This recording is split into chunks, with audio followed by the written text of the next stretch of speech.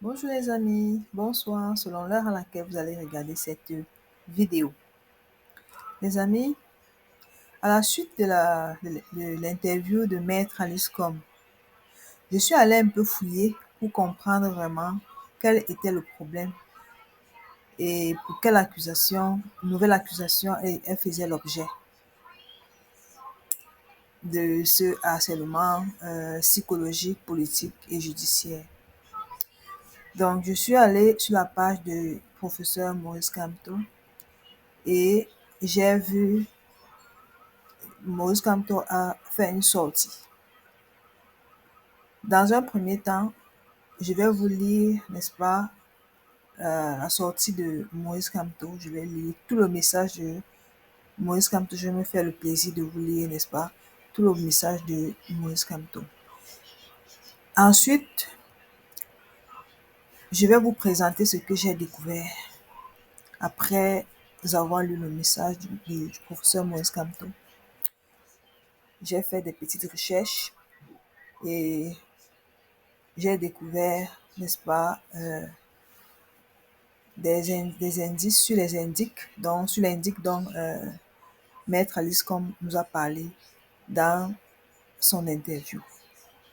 Alors, allons d'abord lire le discours, pas le discours bien sûr, le message du professeur Maurice Kamto par rapport au harcèlement de Maître Alice Com.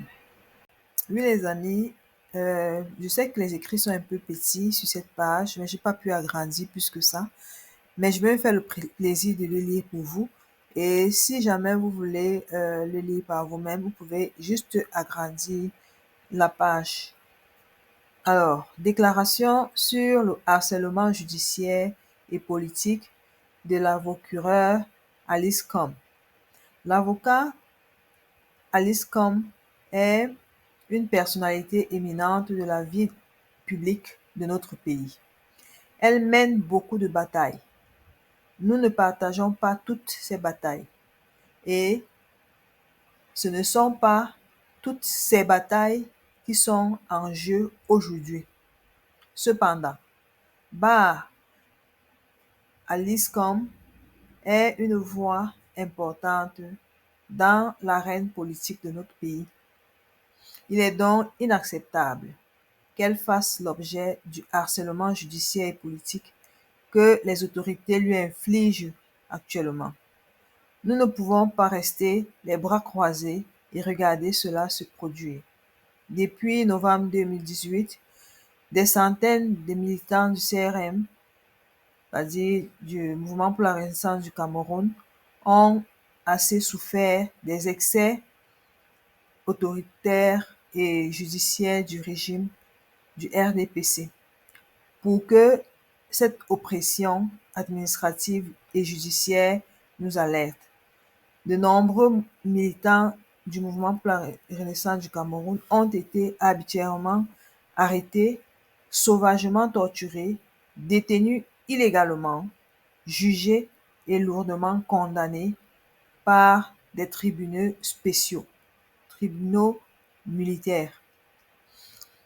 Ce régime ignore l'avis du groupe de travail des Nations unies sur la détention arbitraire, WGDA, formulé en novembre 2022, qui considère que toutes les décisions rendues par les magistrats militaires sur ordre dans nos affaires sont arbitraires et illégales. Même si l'avis en question est exécutoire à son encontre, malgré cette opinion importante d'un organe des Nations unies conventionnel des droits de l'homme, des dizaines de nos militants sont toujours en détention en prison. Alors que les élections présidentielles approchent, la vie des Camerounais qui osent élever la voix contre les excès destructeurs du régime est menacée. Parmi ceux-ci figurent les évêques et autres membres du clergé de l'Église catholique romaine au Cameroun, les pasteurs, les journalistes et les chroniqueurs tels que Monsieur Aman Mana, J. Rémy Gonon, de nombreux lanceurs d'alerte, des musiciens comme Gaston Philippe Abbé, connu sous le nom de Général Valsero, Simon Lonkana Ano, alias Longuet Longuet, ainsi que beaucoup d'autres artistes. Le docteur Aristide Mono, le professeur Aimé Bonny, l'écrivain Calix Béala et bien d'autres personnes plus ou moins célèbres. Beaucoup de ses compatriotes sont ou ont été forcés à l'exil. Il faut rappeler que tous les malheurs du MRC et de ses militants ont commencé le lendemain de l'élection présidentielle du 7 octobre 2018 avec le dépôt le 9 octobre par, par la même mystérieuse organisation dite de la société civile nommée Observatoire du développement sociétal, à sa tête un certain Maurice Ngoulou, d'une plainte absurde devant le tribunal militaire de Yaoundé contre moi-même et les militants pour sédition d'appel au soulèvement populaire.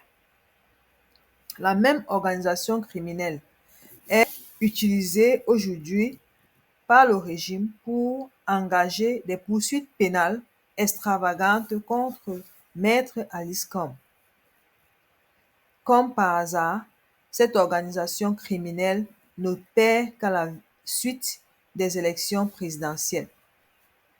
Face à cette situation, le mouvement pour la renaissance du Cameroun est solidaire de Bar Alice Com, qui, dans ce cas particulier, est, comme ses militants pacifiques, victime de persécution. Voilà pourquoi j'ai demandé au collectif Maître Sylvain Swop de me contacter Alice Com afin de prendre part pro bono à sa défense.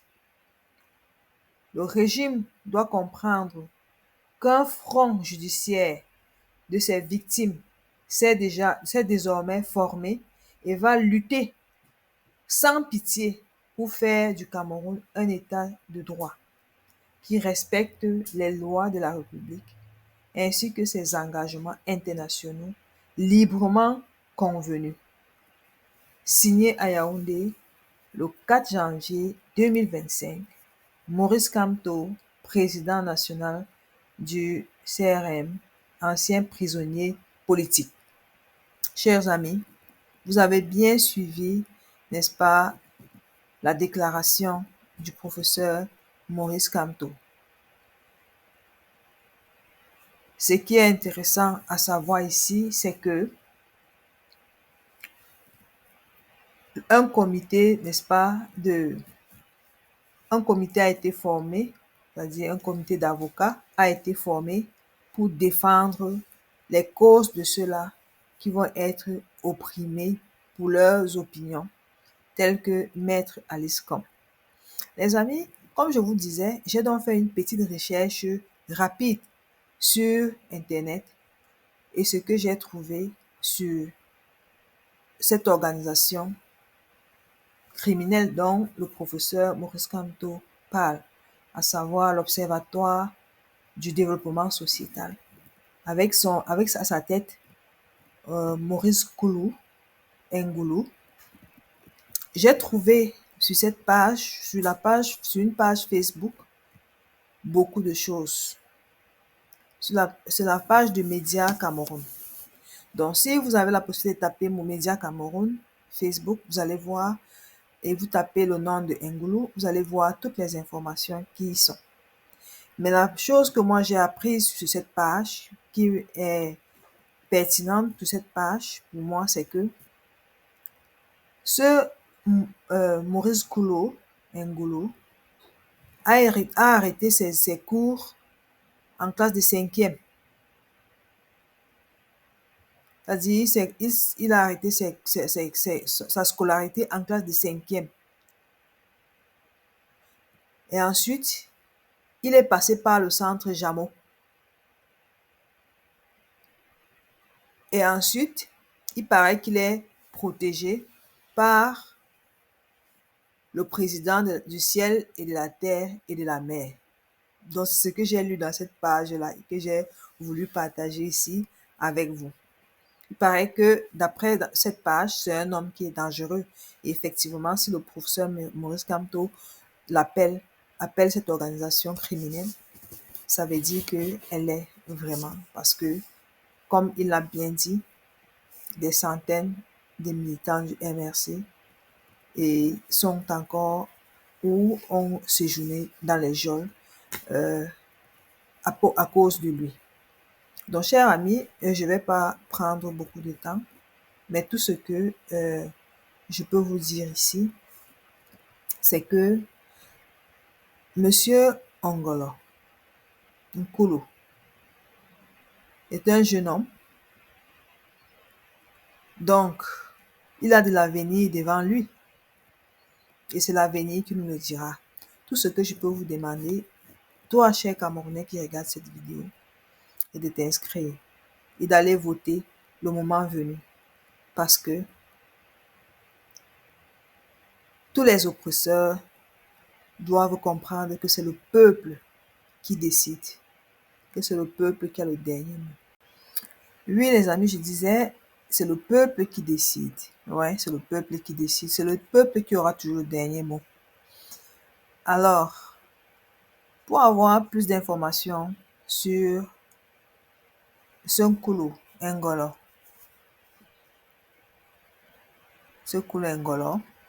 vous pouvez aller, n'est-ce pas, sur ces pages dont j'ai fait la capture d'écran et je vous ai affiché ça là pour que vous puissiez vous-même aller lire ce qui est écrit sur cet homme dont Maître Alice Com appelle un indique et dont l'organisation est une organisation criminelle d'après le professeur Maurice Kamto.